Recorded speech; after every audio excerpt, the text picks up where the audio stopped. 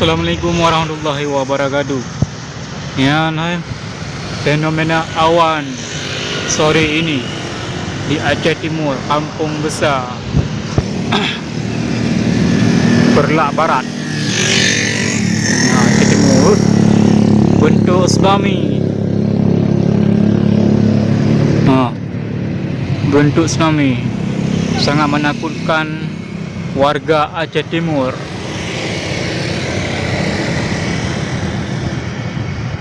Nyo kai pu